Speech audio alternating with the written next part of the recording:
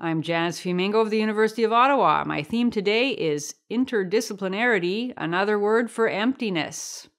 This is the second in my series of videos offering non-ideological reasons why programs in gender and women's studies, or whatever they're called, should be closed down.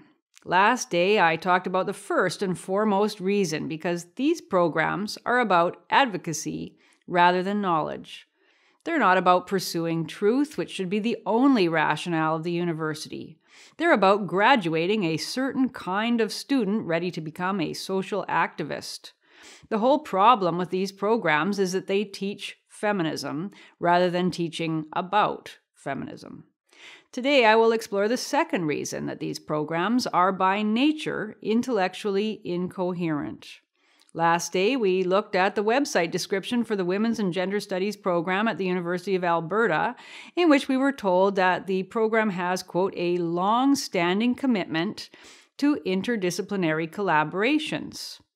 The word interdisciplinary is used frequently in these descriptions. The University of British Columbia's Gender Studies program tells us that it incorporates research and theories, quote, with an interdisciplinary understanding of global and local social justice issues, end quote. As with advocacy, interdisciplinarity is often offered in the program description as a bragging point, a way to promote the program. And again, many professors, administrators, and students see nothing wrong with that. In fact, to be interdisciplinary in today's university environment is often thought to be very good. So what does it mean? It means that taking a gender studies degree does not involve learning an academic subject such as history, geography, criminology, political science, psychology, philosophy, anthropology, environmental science, health science, or law. Instead, it involves learning a smattering of perhaps all of the above, usually pretty light on the sciences and pretty light on serious history, with the end result being that one doesn't learn anything in a thoroughgoing way. The original meaning of interdisciplinarity was that a scholar would learn one subject thoroughly and then learn another and bring together the knowledge and research methods of the two disciplines so that ideally each would strengthen the other and a more capacious kind of research project would be possible.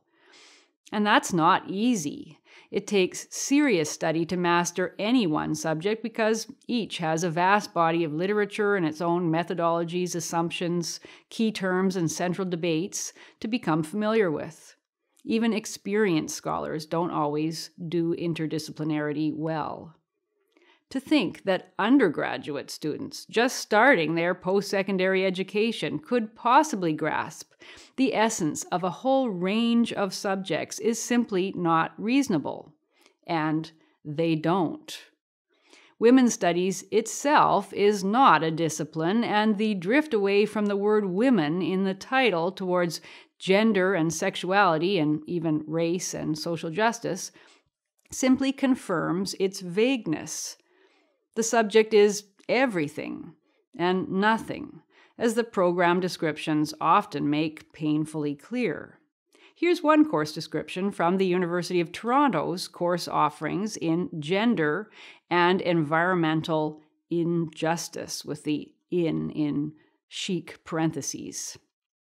The quotation, using a transnational feminist framework, this course examines material and conceptual interrelations between gendered human and non-human nature, ecological crises, political economies, and environmental movements in a variety of geographical, historical, and cultural contexts. End quote. Yikes, that's an interdisciplinary cornucopia. 1/4 of this course might make a potentially interesting graduate seminar topic for specialists in environmental geography, perhaps. But for an undergraduate course, how could one begin to understand the interrelations of gender and various ecological crises in different times and places without first having a basic understanding of environmental science? How could one begin to understand the interrelations of gender and political economies, as the description says, without first having a basic understanding of economics? You get my drift. What this course pretends to offer is so advanced and intricate as to guarantee that not even a highly intelligent undergraduate student could possibly make sense of all the domains of knowledge it draws from. Most students will come away from such a course with little more than a bundle of buzzwords about the politics of oppositional agency, dissident homo-nationalisms, indigenous knowledge and counter-hegemonic praxis, diasporic communities and dialogical pedagogies, the liberatory potential of transcultural intersectionality, queer ethics, discourses of racialization, and self-reflexive non-normative trajectories of desire. That's not understanding. It's elite-sounding terminology that's hollow at the core. Because gender studies lacks a core subject to be learned in any depth, many of the courses have no real content. A common focus of many is popular media representations. You can understand why. It'd be pretty dull and not immediately relevant to feminism to examine in depth, for example, the history of women in the Far East from the Ming Dynasty to the present. What a lot of dry facts to be learned. Or the comparative legal status of men and women in the Judaic, Christian, and Islamic traditions from 1400 to the present. It's much easier and more conducive to happy classrooms to discuss Lady Gaga, The Hunger Games, and 50 Shades of Grey, to critique their discursive production of race and class, for example, or to ferret out their implicit transphobia or heteronormativity or resistance to same. There simply is not the time, nor are the students equipped to look at complex issues requiring sustained subject-specific reading and study. Course content that can provoke lively discussion without requiring prior knowledge is much more attractive in courses with titles like Gender and Popular Culture, Feminist Consciousness and Community Organization, Gender and Sexuality in World Literatures, and my personal favorite, Ghosts and Haunted Houses, an exploration of how theories and fictions of haunting can illuminate still unfolding histories of dispossession and exploitation. Often the sophistication of the language employed in the program descriptions betrays its fundamental unreality. Here's the description, for example, of an undergraduate program at the University of Toronto's Women and Gender Studies Institute. This is what they say.